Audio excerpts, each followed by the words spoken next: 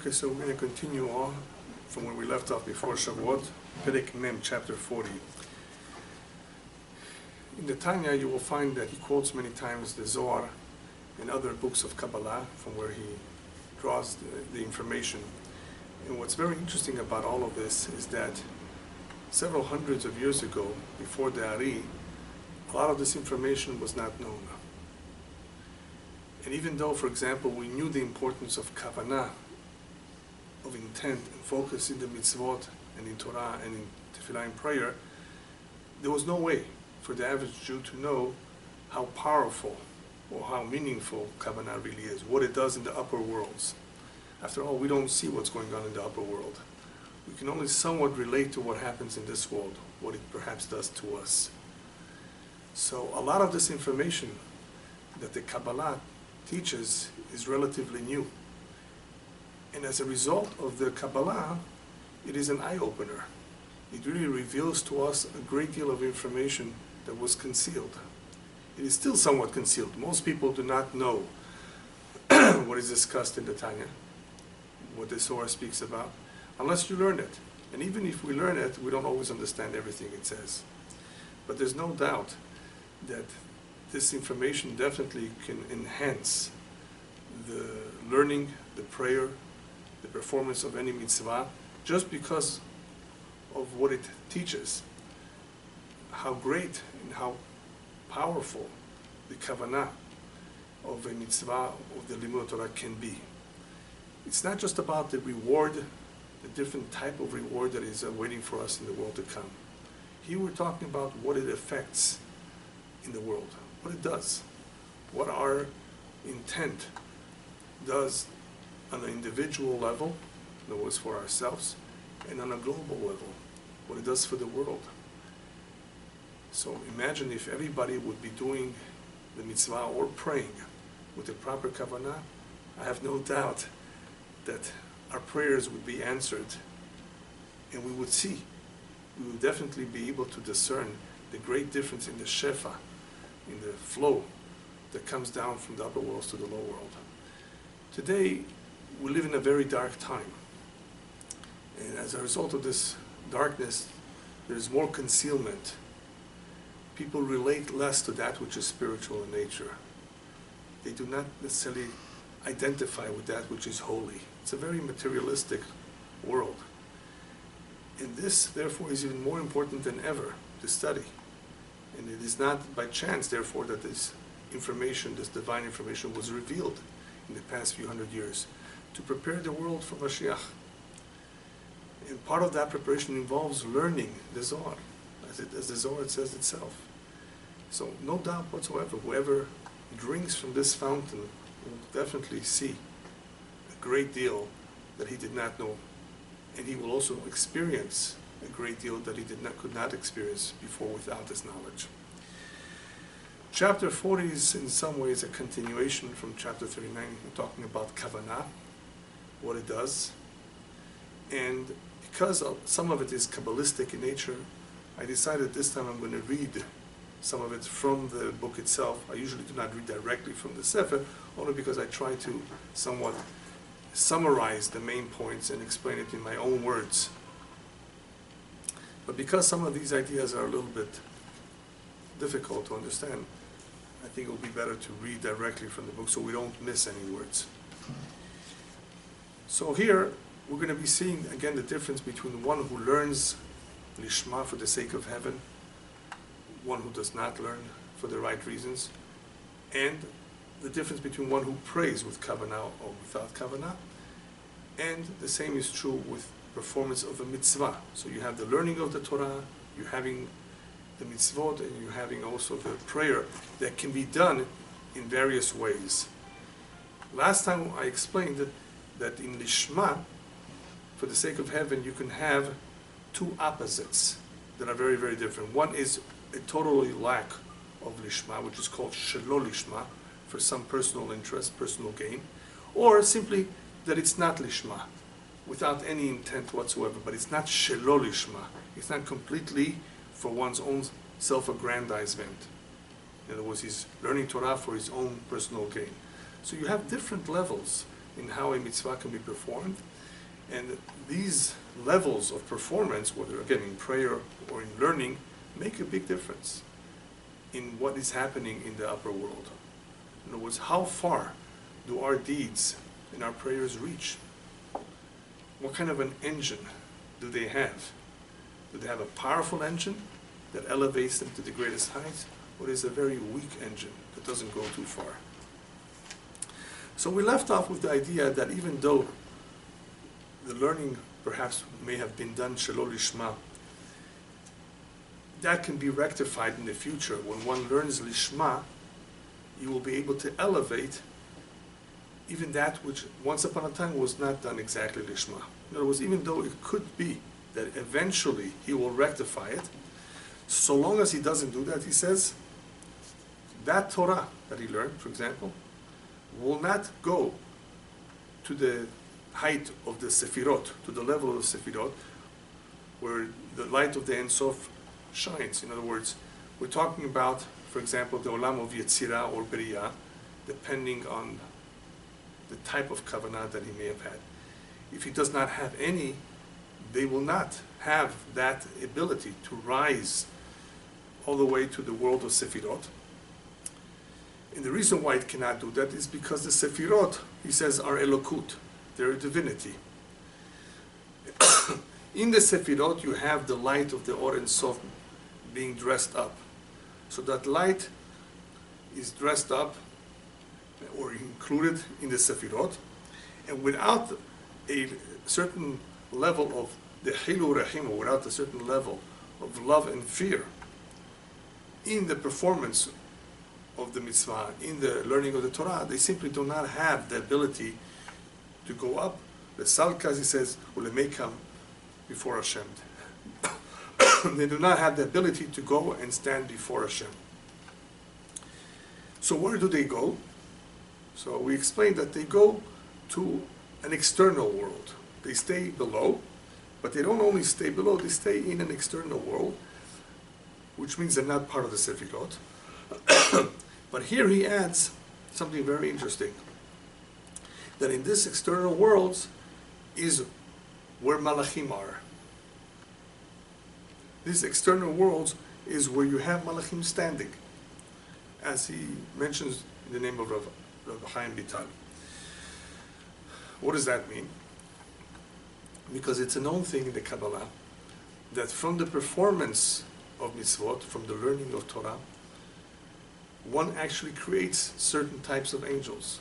There's different levels of angels. So certain angels are created by our deeds. And even though he doesn't elaborate too much about this topic, I'll just add an additional point, that it is also brought down that the type of angel that is created, whether its form is complete or incomplete, will depend on our kavanah. In other words, how well did we do? How well did we perform the mitzvah? Learn the Torah will produce an angel, in other words, a quality of angel that is really dependent on the quality of our mitzvot. So a malach, technically speaking, can be deformed or missing part of what it could have had the mitzvah be done properly. So he doesn't get into that. All he says is that this is the place, the lower world, in the external world, where there are malachim, and these are malachim that are created from the mitzvot. From which mitzvot? From the mitzvot that were done without kavanah. So from the Torah that is done b'li kavanah, you have malachim that are created in Yetzirah, and from the mitzvot that are done b'li kavanah, you have malachim that are created in Asiyah. And all these malachim have a form and shape to them. And the reason why he talks about form and shape is because in the end we're dealing with the physical world where the mitzvot are being performed. So part of what we are performing has form and shape. Because when we say things, when we learn, we are speaking physical we're talking physical matters. So in the same way that we're talking physical matters, we are producing or creating that which, even though it's in the spiritual realm, has shape and form as well. And as I said before, that shape and form can sometimes be lacking as a result of the kavanah lacking in the mitzvah or in the Torah. So here, in dealing with the creating of malachim, we're not talking about a situation where there is no kavanah whatsoever. That wouldn't make sense, that malachim are being created even though nothing was thought about. There was some kavanah, there was some understanding of what is being done, but it wasn't exactly lishma, for the sake of heaven. So even though something is not done exactly lishma, l'shem shamayim, but as long as there is some kavanah, there is this idea of malachim, angels being created.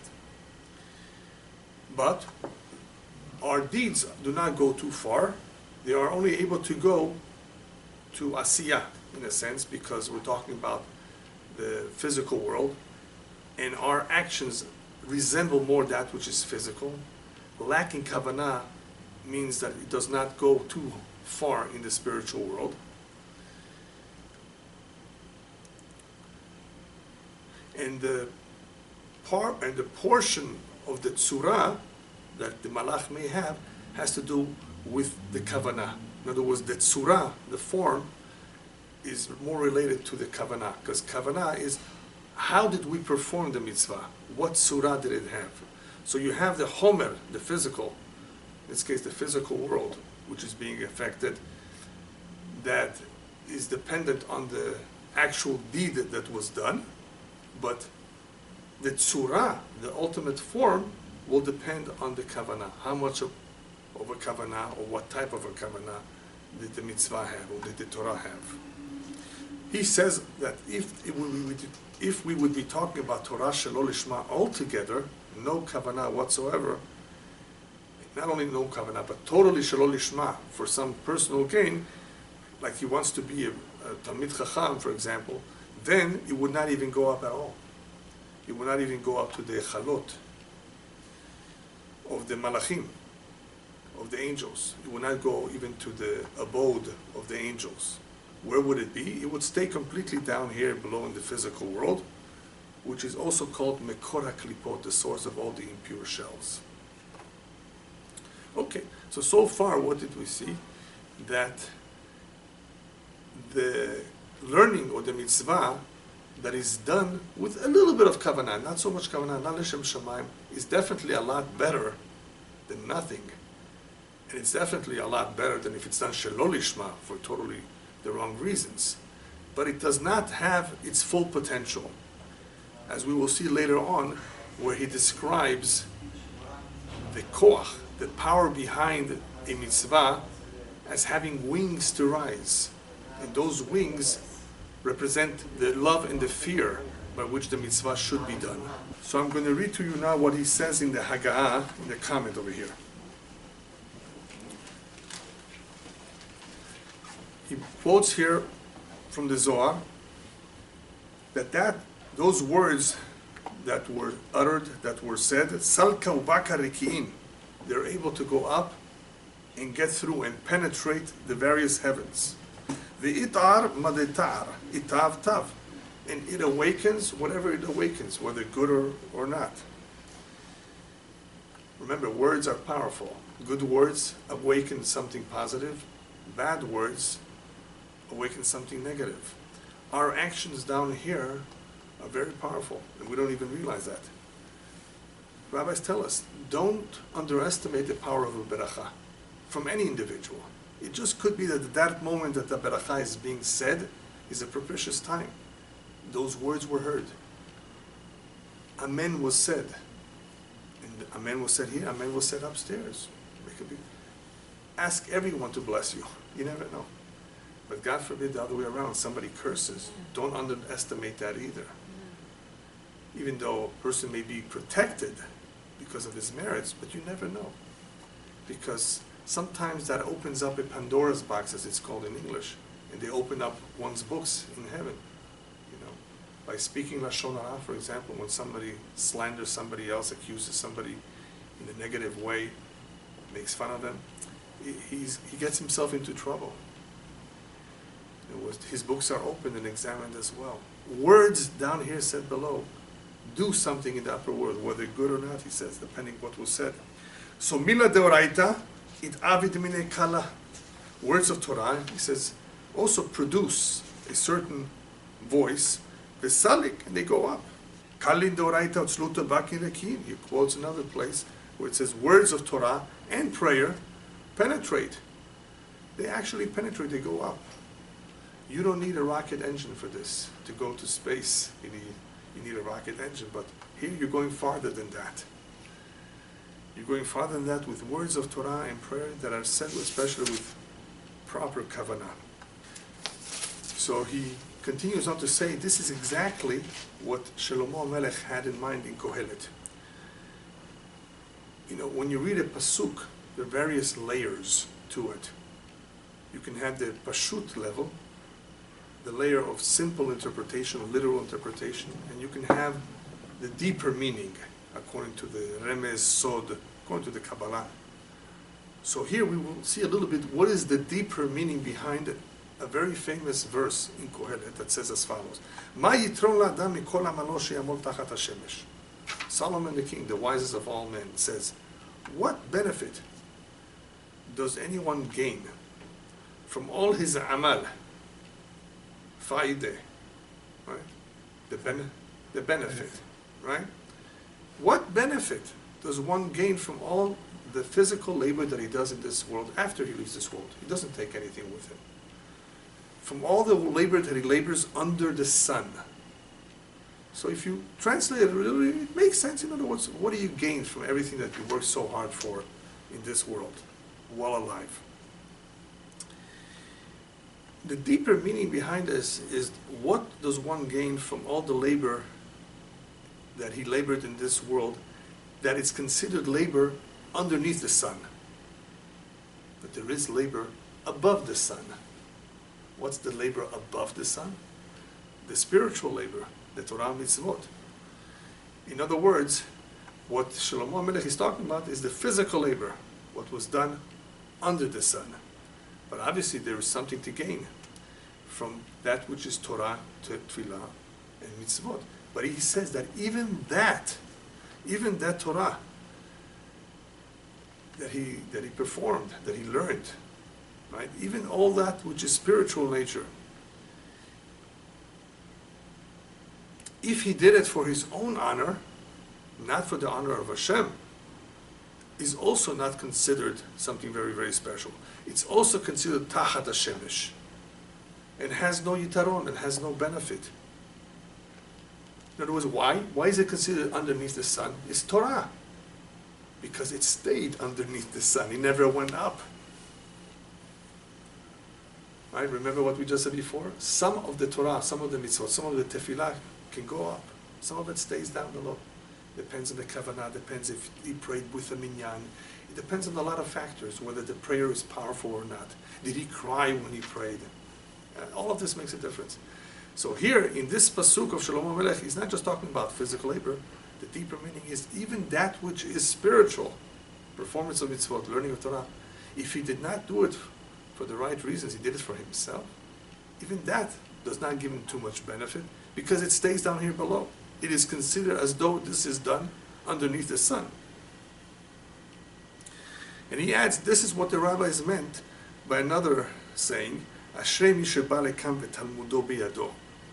Another very famous saying, fortunate is a person who has come to heaven and his Talmud, his learning, is with him. Well, what does that mean? The literal meaning is, fortunate is a person that comes to heaven with luggage, with his learning, with him.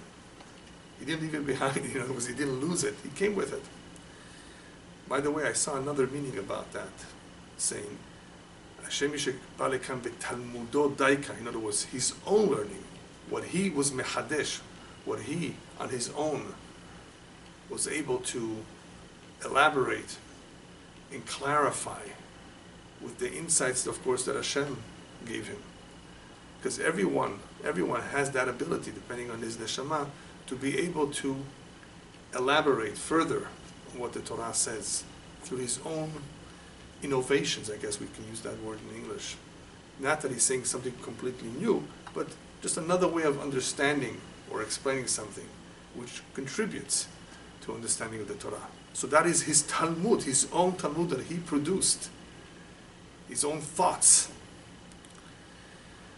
But here he says that the idea of Talmudo biyado means that he studied properly, he performed the mitzvot properly, and therefore he came with it. It didn't stay behind in the lower world. He was actually able to take it. When he arrived, it was there. It didn't stay behind because he did it for the right reasons. So this is another way of understanding that saying of the rabbis. The fortunate is a person that was able to do things in the right way with the right Kabbalah, because then it accompanies him in the afterlife. Now he goes on to explain the point of Kavanah altogether. Why do we really need Kavanah for the Torah to rise? Why should the Kavanah make a difference? After all, we're talking about Torah. Isn't Torah holy? So why would the Torah need Kavanah to go up? So he says like this: even though the Torah and HaKadosh Baruch Hu are one, Shehu v'retzono echad, he, Hashem, and his will, in other words, the Torah, it's all one. I'll tell you perhaps briefly what he's going to say, and then I'll go through it. He's going to explain that the Torah, no matter that it's holy, when we speak it, when we learn it, it is physical, because words are being said, even though they're holy. And because they're physical, they are restricted in the physical world. That's where they stay. Unless they have some koach, additional koach, to propel them, to push them to the upper world. So this is, I'm just simplifying it right now, that even though they're holy words, but they're also physical. And because the physical world is somewhat restrictive, they stay behind unless these words have something else to propel them, to push them toward the higher worlds. So now, in using his words, even though it says Hashem fills the entire world equally, the light of Hashem is everywhere equally. Then what is different? What is different is on the receiving end. There's different worlds. They all receive. And where does the difference lie in the receiving end? In two very important areas where they are distinguished, where they differ. That is in the amount of light coming there and in the amount of concealment or covers. It says right down here below, this physical world is the most concealed of all, with the least light coming down. There's greater light and there's less concealment in the upper worlds. Here, he says the light is very, very constricted. As we used the word before, tzimtzum. The tzimtzum is much greater down here below. So in this particular world, we have two disadvantages in a sense. We have a greater constriction of the light, which is why this world is physical. Go to space. As you get further and further away, what you will notice is less physical matter. And I once explained this, that perhaps this is my own opinion. That is why Jupiter, Saturn, Uranus, and Neptune are more gas. There may be, they say, a hard core. They don't know for sure. But think about it. Why that far, at that distance, there's more gas? Whereas if you go closer to Earth, Mars, Venus, Mercury, and the Moon, it's more of a core, more of a physical core. Again, that was just my idea, my explanation, that as you get further and further away, all the way to the stars, you're not dealing anymore with physical matter. Less and less. So same thing with the worlds. As you get away from this physical world, it becomes more and more spiritual. Less tzimtzum of the light. Less concealment. Less covers, as he says. So in this world, you have a very physical world as a result of all the tzimtzum, with a lot of levushim, a lot of covers, to the point where you even have klipat noga. Remember the famous klipat noga, the shell of noga, which contains the ability to do good and bad. This klipat noga is also a concealment for that which is permissible for us to eat, the chayot teorot, the clean animals. Included in that is also the nefesh achiyunit hamedaberet, in other words, the spirit of the human being. So what happens is, because of all these covers, when an individual learns Torah and prays without kavanah, even though these are letters of holiness, and klipat noga does not affect the letters of holiness, the klipat noga will not cover or conceal as much that which is holy as it does to that which is unholy, or as he calls it, dvarim betelim, words that are just plain, that have no holiness, or as it covers all the animals that are clean. And he goes on to say, and even so, that Hashem is everywhere. There's no place in this universe that is lacking of His presence. Nonetheless, Ihu setiman de kol setimin benikra el mistater. Nonetheless, He's considered a God that conceals Himself, and He's hidden beyond everything. So His light and the flow, and the divine flow, the vitality, the divine vitality that comes down, is continuously concealed with many, many levushim garments, to the point of being dressed up in klipat noga, except for in the letters of the holy letters of the Torah and prayer. On the contrary, over there, through the Torah and prayer, the klipat noga is actually remedied. It is transformed into good, and it is included in the kedusha. Still, even so, the light of Hashem coming down in these holy letters is b'bchinat tzimtzum.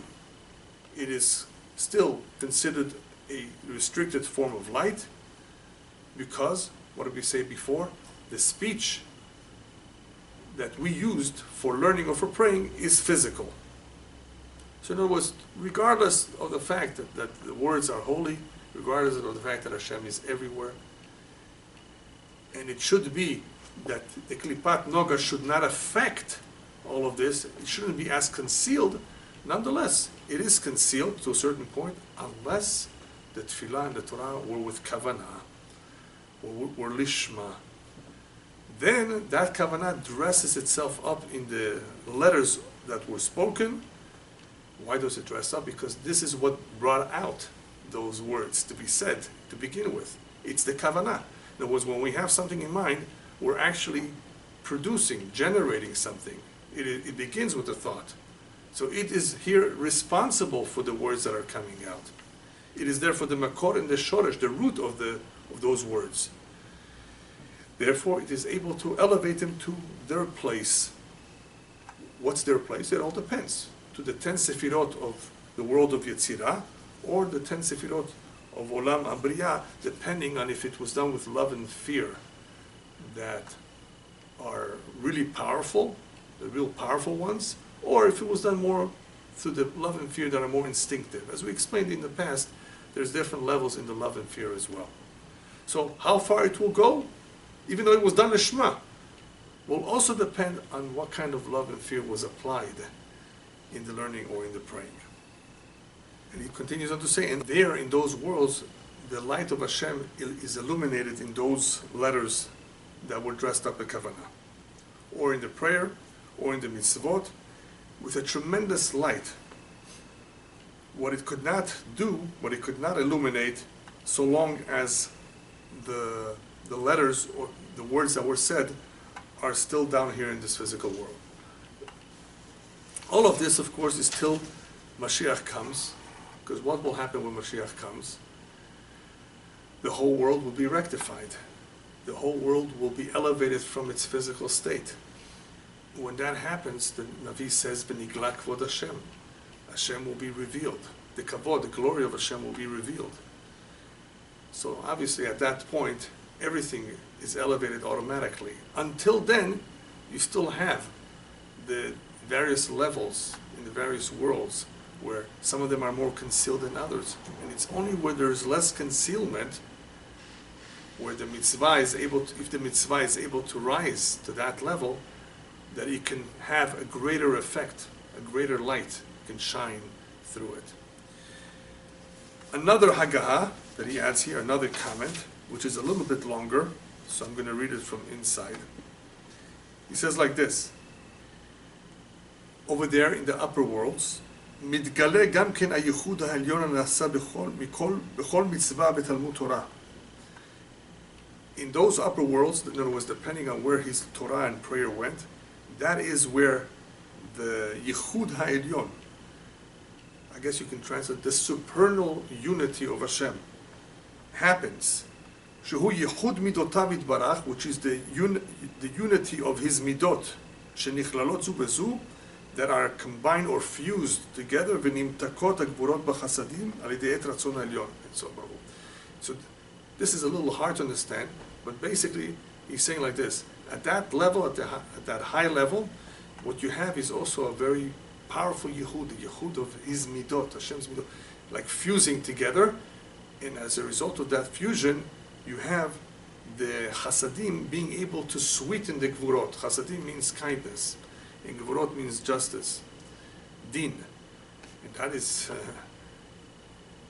is very, very powerful, because when that happens, that the Chasadim are able to sweeten the Gvurot, this affects what happens down here in this world. When you have more Chesed than you have Gvurah, it's obviously apparent. You don't see that too much today. When you have war and death and suffering, that is the opposite sign. You have a lot of Din. So here, what you have is a situation, obviously depending on how much of this is accomplished, that the Yehud in those worlds of the Midot of Hashem bring about a fusion of the Midot, which therefore sweeten, the Chasadim sweeten the Gevurot in that propitious moment that it happens. When the light of Hashem reveals itself in a very powerful way, bit'aruta deletata, through the action that was taken down here below in this world. What kind of action? A mitzvah, or learning of Torah. Shebahem melubash retzon ha'elyon, because in the Torah what you have is the actual divine will. But the Ikara Yehud, nonetheless, the main unity of Hashem is Lemala, Mala Be'olam Atzilut, in the highest worlds of all, which is Atzilut, because that is where the essence of the Midot of Hashem are. Bema Atzilan, in the one from whom they emanate. ושם הוא מהות ועצמות רצון העליון אינסוף גם כן, והארתן לבד, היא מאירה ביה בכל עולם. So there, in the upper world, you have the essence of the רצון העליון, and what comes down into the lower world is only what it illuminates in Bria, Yetzirah, and Nasiyah. Each one according to its level. It goes on, ואף שנפש האדם העוסק בתורה ומצווה זו אינה מאצילות. So, even though this nefesh, as we've said in the previous chapter, not all nefashot are from the same world. Even though the nefesh of this individual who's learning and doing the mitzvah or praying, his nefesh is not from Atzilut. Doesn't make a difference. מכל מקום, רצון העליון המלובש במצווה זו, והוא עצמו הדבר הלכה והתורה שעוסק בה. In other words, the will of Hashem that is dressed up in this mitzvah, or in the actual halakha or Torah, which is really the will of Hashem. The halakha, the Torah, is the will of Hashem. So even though Hashem is directly connected to this Torah, Shosekba, that he is engaged in, and that Torah is Hu Elokut, that is divine, that is divinity, and the light of the Ein Sof that is coming down on it, שהוא רצונו אחד וברצונו יתברך האציל מידותיו המיוחדות בו יתברך, and through his will he actually brought about the midot, these unique midot, ועל ידי גילוי רצונו המתגלה על ידי עסק תורה ומצווה זו, הן נכללות זו בזו וננתקות הגבורות בחסדים בעת רצון זו. So he explains that it says the will of Hashem, that this is exactly what should happen when one learns Torah or prays or does a mitzvah, that it should have this kind of effect, that the chasadim should be able to sweeten the gevurot at that time. Even though, who is the one that's behind this? A nefesh that is not from Atzilut. Makes no difference. Still, this is what Hashem wanted, that His will, dressed up in the mitzvah, dressed up or included in the Torah, should be able to accomplish this. That was this comment. Now he explains, getting back to the two wings, as they're called. The two wings are the chilu rahimu, the love and fear of Hashem. They are used to describe derech mashal, by parable. As an example, the ahava and yirah, the love and the fear that really comprise kavanah. Because proper kavanah has to have really both, as we've said last time, not just one without the other. You need the two wings. So the reason why two wings are used is for the following reason. But before we get into that mashal, I'm going to read to you what he says here in the side comment. It's a little bit Kabbalistic about these wings.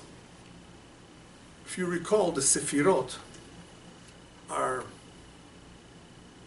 formed in such a way where there's a right and left, even though there is real no right and left in the spiritual world. But for us to understand how they are different and what each one represents, they appear to us like that. So you have Chesed, which corresponds to Ahava, which is the right arm. I'm talking about arms or wings. Chesed is on the right. And Gvura, which corresponds to Yirah or fear, is on the left arm. So he says like this. In the Tikkunim, it's brought down that the bird, which has two wings, corresponds or relates to, I should say, to the angel Matat. I'm not gonna spell out the whole name. Right? Mem tet tet. You know who I mean? Yeah. So the bird relates to that angel. His head is the Yud. Talk about the Yud of Hashem, of the name of Hashem.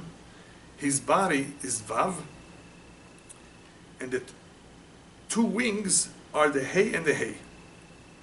Right? Because we have the Hey, the first Hey, and have the last Hey in the name of Hashem. Right? You follow me so far? Yeah.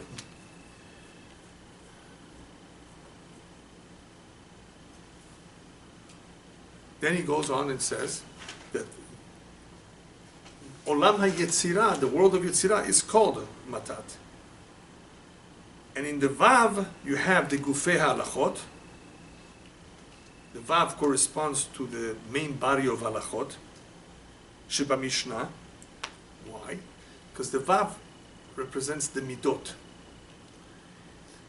And the relationship between midot and halachot is very clear, because when it comes to halachot, you have to decide what is kosher and what is not, who is right and who is wrong. When you have a court case, for example, you have all kinds of halachot to determine right from wrong. And that is done through the vav, which is the midot, which is exactly what they do. Then you have Resha Diled, the head, is the mochin. It's more the logic and the reasoning, the brains. And that is Pchinat Chabad. That relates to Chokhmah Binah Vadat, which is the Pnimiyut Halachot, which is the deeper layer, or the more internal layer of the Halachot, the secrets and the greater reason behind them. And then the two wings are the chilu urachimu, the love and fear, which are represented in the hey ila'ah, in the first hey, the higher hey as it is called, which is love, and the lower hey, which is yir'at atah. What's yir'at atah? What's a lower yir'ah? What's a lower fear? That corresponds to the ol malchut shamayim, to the yoke of heaven, and to the basic fear, like one has for a king. Not the greater fear that one has when he loves Hashem, that he is fearful from not chas v'shalom, becoming distant from him. Shehi yir'ah chitzonit v'niglit. It is a more external type of fear, more revealed but more an external.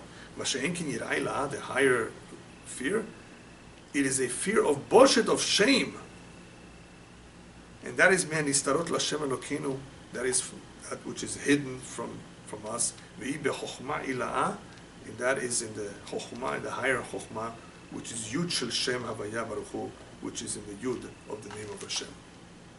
Okay, just for you to understand a little bit of where this is headed, as far as the wings are concerned, what is being represented here. We're dealing with all types of aspects of Torah too. As we're going to soon see with Kabbalah, you have Chumash Mikra, you have Mishnah, you have Gemara, you have Zohar, Kabbalah, you have Pshat, Remez, Drash, and so the various levels of understanding something. Different levels, call them different worlds perhaps, but even in the learning itself, there's different levels of holiness. The Torah itself is the word of Hashem. You can put a Chumash on top of a Mishnah and Gemara. You can't put a Mishnah and Gemara on top of a Chumash. See, the different levels of holiness. One is the word of Hashem directly, and one is what the Chachamim, even though it's the oral transmission, still dictated by them. So you have various levels here corresponding to the letters in the name of Hashem, and therefore he says the same is true with the kanfei ha'of, the wings of the bird. What is with the wings of the bird? As it says, b'shtayim ya'ofef, just like a bird needs the two wings to fly. The wings of the bird is very similar to the arms of the human being. And in the Tikkunim he explains that those that learn Torah and perform the mitzvot b'dechilu urachima, with love and fear, are called children. If not, they're called efrochim, chicks. Can't fly yet. The lo yachlin lefarcha, they cannot fly. So now he says, okay, why do we compare it to the bird? Because he says, just like the wings of a bird help it fly, but that doesn't mean that they are the more important part of the bird. They just help it fly. Its life, its vitality does not come from the wings. Its life does not depend, he says, on the wings. As there is a halakha that if the wings fell off from a bird, it's still kosher. So what's the ikar for a bird? What's the most important part of the bird? Its head and the rest of the body. Because the wings are just there to help the head and body, lefarcha behum, to climb, in other words, to fly. And the same is true with the Torah and Mitzvot. They are the ikar yichud ha'elyon. They represent the main supernal unity of Hashem, because it is through them that the revelation of Hashem comes about. The will of Hashem is revealed. And the dechilu rehimu, the love and the fear that we apply to them, they help elevate them. They help make them fly. They help them get to the higher place, where the light of Hashem, of Ein Sof, is, which is either in Bria or Yetzirah, depending on the level of the Kavanah. So he just adds one more comment on the side, that even though we said that depending on one's Kavanah, they're able to reach the worlds of Yetzirah and Bria, he says, in reality, even in the world of Asiyah, in the 10 Sefirot of Kedusha, which is the place of the mitzvot ma'asiyot, the physical mitzvot that we actually perform with our hands. These are physical mitzvot. V'chen mikra. Same thing with chumash, affecting the olam ha'asiyah. And he's going to explain that, because at first it sounds a little bit strange, because I just told you that chumash is even holier and higher. And here it's telling us it's affecting olam ha'asiyah. So he's going to explain. In Mishnah, the revelation of the Yehud and so Baruch Hu is in Yetzirah, and in Talmud it's in Briyah. The revelation is in a different world. The Hainu shebelimud mikra. So now he explains. Don't think that it's less. Mikra is any less. On the contrary, in the learning of Chumash, the learning of Torah, mitpashet hayechud ve'or ein sof baruch hu me'atzilut ad ha'asiyah. That light that is shining in the higher world is able to go down all the way to Asiyah. Because as we said earlier, that light, even though it's very, very powerful in a higher world, there's less tzimtzum, it still shines down, it still comes down. Through here, so here through the learning of Chumash, through the learning of Torah, it is able to go from Atzilut all the way to Asiyah. Mishnah, it goes only to Yetzirah. And in Talmud, it goes only till Beriyah. Because in the end, they are all in Atzilut. But the question is, how far do they come down to? And he says, "Aber Kabbalah ena mitpashetet klal me'atzilut," to the lower worlds. The learning of Kabbalah, it does not go further down. Okay, without getting too much into this, this is very, very deep. The idea, I think, is made very, very clear that depending, not only if the Kavanah is there, but even depending on what the learning is all about, it also affects different worlds, depending on what it relates to. Remember, Talmud, you're using the brains. It's more analytical. It's sichli. It's using the mind. It's a different form of expression of that Torah. Whereas Kabbalah, obviously, you're delving into the secrets of the Torah, and it has a whole different reaction to the individual himself as well, the light that he draws upon himself, and in the upper worlds.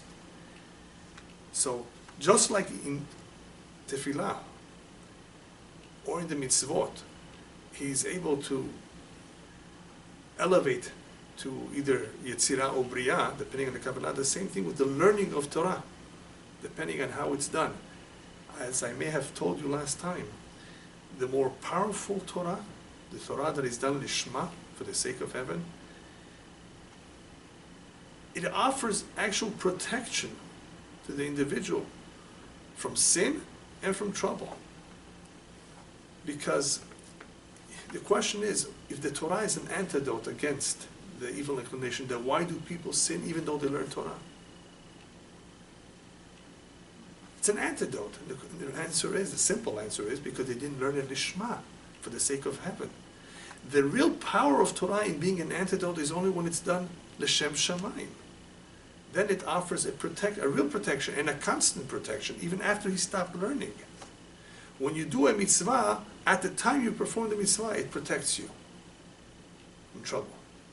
Here you have Torah, which is not only protecting you from trouble, it is saving you from sin, saving you from the Yetzirah, from the evil inclination, as long as it's Torah Lishma. So, as I've said many, many times, it's not only about what we're doing in the upper world, it's what happens to us at the time that we're performing the mitzvot or learning the Torah or praying. If it's done with the two wings, then it's obviously more powerful. And the last part of the chapter, he asks a little bit about the two wings, about the Chilur Rahimu.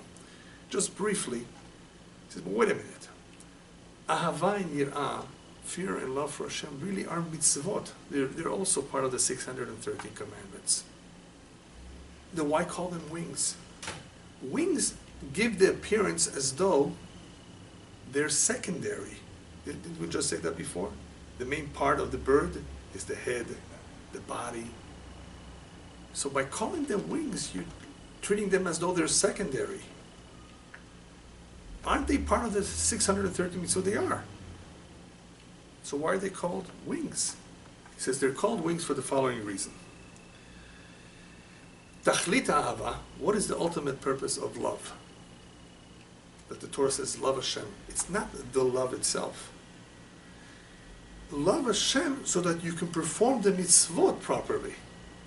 The love is not the goal. You have to come to the point of love to Hashem, fear of Hashem. No, these are means to a greater end. They are intended to facilitate the observance of Torah mitzvot for the real reasons. Tachlit ahava, therefore, the purpose of the love is ha'avodah mi'ahava, is to do the service of Hashem out of love. Because ahava b'li avodah, service of Hashem without love, ahava b'tanugim, such a love that does not contain in itself the service of Hashem, is a very, very high form of love that is a certain closeness with Hashem, which is a me'en olam haba, which is something like olam haba, resembling the world to come, and part of the receiving of the reward. But we're dealing with the physical world. In our lifetime in this world, hayom la'asotam. It says, today, while we're alive, we're supposed to do. That means Judaism requires actions to be done. Oh, I have a good heart. I love Hashem. I really feel it. No. Hayom la'asotam. The Torah emphasizes this world, this life is about action. Action needs to be taken. Today, it needs to be done. Lemachar lekabel secharam. Tomorrow is to receive the reward. So now he says something very powerful. And with this he concludes the chapter. Whoever did not come, however, to this midah, to this quality, to taste the semblance of Olam Haba, he didn't come yet to that level, to that point. And he still thirsts. In other words, in his heart he thirsts and he yearns to be close to Hashem a whole day. However, he doesn't go beyond that. He doesn't attempt to fill, or as they say in English, he doesn't attempt to quench that thirst. He has that desire, he has the interest, but he doesn't do anything about it. He doesn't quench his thirst with what? With Torah that is in front of him, that is before him. What is he like? What is he compared to? Like somebody who's standing by the river and yelling out, I want water. Give me water to drink. And on such individuals, the prophet complained. All those who claim they're thirsty, why don't you just go to the waters? So he says, what is he talking about, the prophet?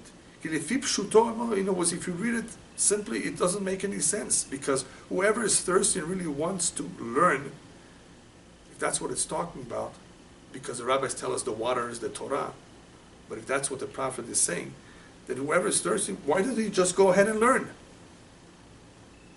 on his own? Why does he have to wait until the prophet yells at him, go ahead, if you're really serious? What does it mean then? It means obviously that this is the ultimate goal, is to do the service of Hashem. It's not just the learning itself. It's not just the love itself. In the end, if you really want it, you need the Torah to show you the way to observe the mitzvot. So go to water and quench your thirst means go and do something about it so that you can come to this point of connecting to Hashem in the most powerful way. Without learning Torah, it's not possible for a Jew to grow. It's not possible for one to become really connected to Hashem. The Torah teaches us, and even that is not enough. The rabbis tell us still, Gadol hatalmud shemevi lidei maaseh. Great is the learning because it leads to maaseh. Which one is more important, the learning or the maaseh? The maaseh, because we spoke about taking actions. But great is the learning because it leads. Without the learning, you will not do it. Without going to a shul, without listening to a lecture, how is somebody going to awaken and decide to do anything? So the learning is also a means. And same thing with ahava. It's not the ahava itself that we're striving to get. It's that we need ahava in order to be able to observe the mitzvot properly. If we want to do the mitzvot, if we want to learn, if we want to pray properly, we need the wings. How are we going to get the wings? Right? By learning. By learning Torah, we will be able to know how to do it. So in the end, ahava, the love of Hashem, which is the wings, the ahava and the yirah, help us observe the mitzvot the way Hashem wants us to. This can only come about through the learning of the Torah. In the end, it all boils down to thirst. What does thirst mean?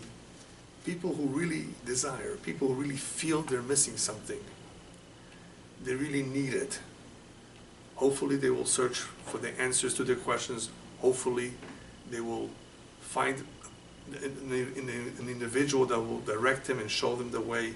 Hopefully they will do whatever is necessary. But you first have to want it. You first have to have an interest. You first have to feel that you're thirsty, that you're missing something. Some people say, oh, I'm fine, I'm happy, I don't need anything. It's never going to happen no matter how much you talk to them. They really have to feel a need. They have to feel a thirst. So the Navi calls out to them, yells at them, what are you waiting for? But you know what the famous saying in psychology says? You can only draw a horse to the water, you can't force him to drink. You can take him there, but he has to make that decision to drink. And it's not a coincidence that the prophet says that when Mashiach comes, everyone will feel a thirst, and everybody will be hungry, not for food, but for the Dvar Hashem, for the word of Hashem. Why is that? Because the sheker will disappear, the falsehood will disappear. And when the falsehood disappears, they will realize that all the vanities of this world are worthless and they don't truly bring happiness. Not only that, they will realize that the main priority is the connection to Hashem, the service of Hashem, and not the hard physical labor that they've been so immersed in. But so long as Mashiach hasn't come, we have this evil inclination who's competing for attention, distracting us from the real purpose of life. That's why he reminds us at the end of the chapter that even though love is something beautiful and special, that in itself is not the goal. The goal is to perform the mitzvot. This is what will make a change in the world. After all, that's what we're trying to accomplish. A change in the world, a tikkun. With the light of Hashem, we will be able to shine through all that darkness, all the way down to Olam Asiyah. That is where the Jew has this mission. He was given the mitzvot to do that. Without those mitzvot, you can't do that. And even when we do the mitzvot, if it's done as a routine, as we've explained before, it doesn't accomplish. On the contrary, it eventually, God forbid, can become a burden. If somebody does something out of routine and he doesn't appreciate it, he will stop doing it. He will feel it's, what do I need this for? He doesn't identify with it. He doesn't understand the importance of it. So once again, the learning of the Torah is the only way that a Jew will be able to see the importance of it, and it's the only guide that he can ever have that will show him the right way to connect to Hashem. Without it, how could you figure it out on your own? That's the only GPS that we have that shows us the way. And that is the only way that a Jew can grow. Spiritual growth can only come about through the observance of Torah mitzvot, and especially if it is done with the wings, with the Ahava and Yirah, because they will elevate him to the greatest height possible.